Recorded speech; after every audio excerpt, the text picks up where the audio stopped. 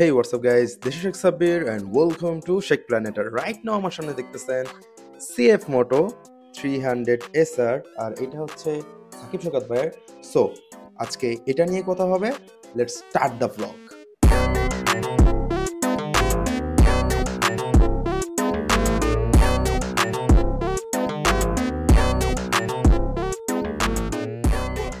So guys, right now আমার সামনে দেখতেছেন CF Moto 300 SR, আর ফার্স্টে যদি এটা সম্পর্কে আপনাদেরকে কিছু বলতে হয় তাহলে বলতে হবে এটার লুকস নিয়ে।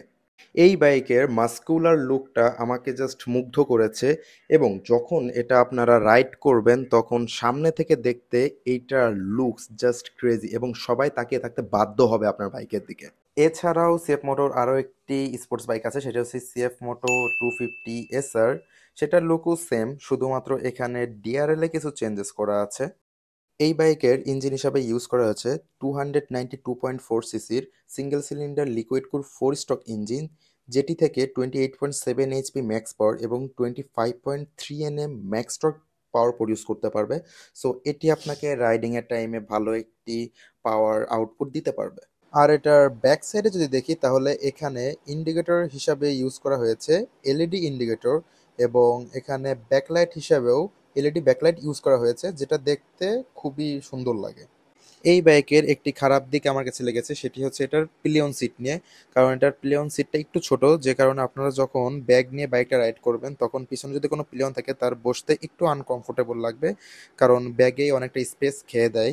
এই বাইকে ফ্রন্ট টায়ার হিসাবে ইউজ করা হয়েছে 110 সেকশনের টায়ার, এবং রেয়ার টায়ার হিসাবে ইউজ করা হয়েছে 140 সেকশনের টায়ার। এখানে দুটি ডুয়েল চ্যানেল এবিএস, এবং ফ্রন্টে ব্রেকিং সিস্টেম হিসাবে ইউজ করা হয়েছে 292 single disc 4 piston caliper ABS, এবং রেয়ার ব্রেক হিসাবে ইউজ করা হয়েছে 220 সিঙ্গেল পিস্টন ক্যালিপার এবিএস, যেটা থেকে আপনারা খুবই ভালো একটি ব্রেকিং পারফরমেন্স এবং রাইডিং পারফরমেন্স পাবেন।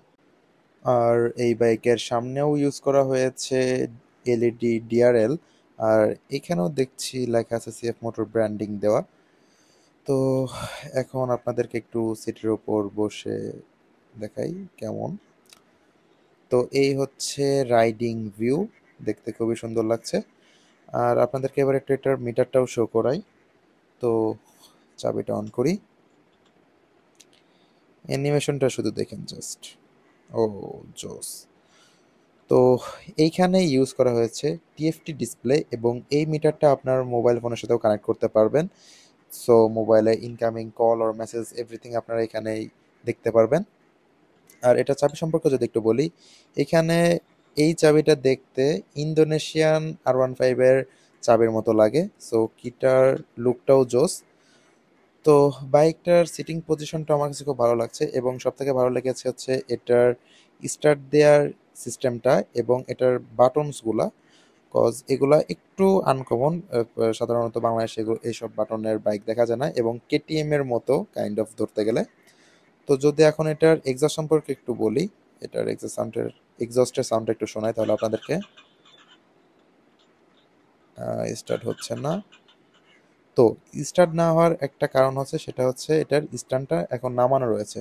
তো এই বাইকের একটা ফিচার্স আছে, সেটা হচ্ছে যদি এটার স্ট্যান্ড নামানো থাকে তাহলে এই বাইকটা স্টার্ট হয় না, এবং স্ট্যান্ডটা যদি নামানো থাকে তাহলে অনেকেই বাইক স্টার্ট দিয়ে চলে যায় এবং অ্যাক্সিডেন্ট হয়। তো এখন বাইকটা স্টার্ট দেই, আর এই হচ্ছে এক্সস্টের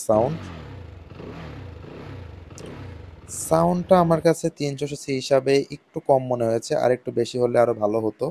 তো যাই হোক, আর দেখুন স্ট্যান্ডটা নামানোর সাথে সাথে বাইকটা অফ হয়ে গেল। তো এখন এই বাইকটা নিয়ে আর যা যা বলার সেটা এখন আপনাদেরকে বাইক রাইডিং করার সময় বলি। তো চলুন এখন ডিরেক্ট বাইকটা রাইড করে আসি। তো গাইস, চলুন এখন এটার একটা টেস্ট রাইড দিয়ে আসি। অ্যান্ড এটা রাইডিং ভিউটা আমার কাছে জোস লাগে। অলসো এটার স্টার্ট দ্যাট ব্যাপারটাও জোস। অনেক জ্যাম দেখছি আজকে। তো চলুন একটু পাওয়ার চেক দিয়ে আসি এই বাইকের, যে কেমন ইনিশিয়াল পাওয়ার দিতে পারবে।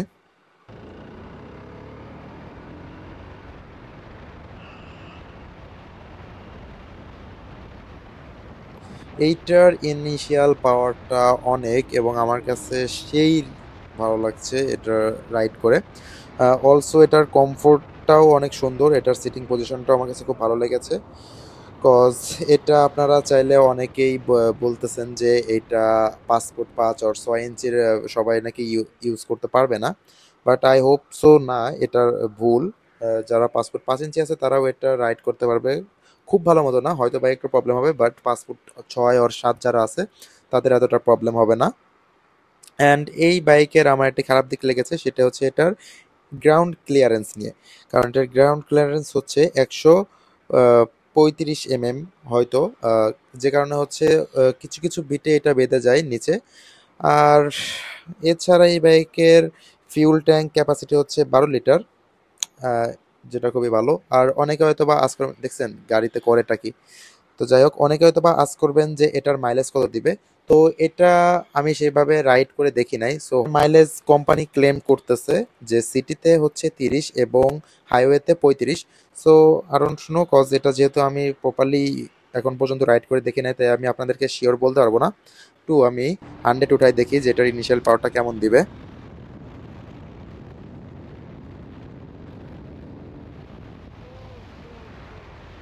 এটার পাওয়ার সম্পর্কে কিছু বলার নাই, এটা অনেক জোস পাওয়ার প্রডিউস করতে পারে। এটার 300 সিসি হিসাবে খুবই ভালো রাইডিং এক্সপিরিয়েন্স দিচ্ছে আমাকে এখন পর্যন্ত। তো যদি এখন একটু ব্যাক যাই, এটা কর্নারিং এর টাইমে আমি একটা জিনিস নোটিস করতেছি যে এটা 13 জিবি বা ডেমনের মতো বেশি স্পেস নেয় না, যে কারণে কর্নারিং এর টাইমে বেশি একটা প্যারা খেতে হবে না। আর ডেমন বা 13 জিবি ইউজ করার সময় অনেকটাই প্রবলেম হয় যারা হাইটে কম তাদের, বাট এই বাইকটাতে সেই প্রবলেমটার ফেস করা লাগছে না আমার। ইভেন আমি হচ্ছে 5 ফিট 9 ইঞ্চি, তো আমার প্রবলেম হওয়ার কোনো কথাই নাই। অলসো আমার থেকে যারা একটু খাটো আছে তাদেরও বেশ একটা প্রবলেম হচ্ছে না। তো আরেকবার যদি একটু বাইকের ইনিশিয়াল পাওয়ারটা চেক করি,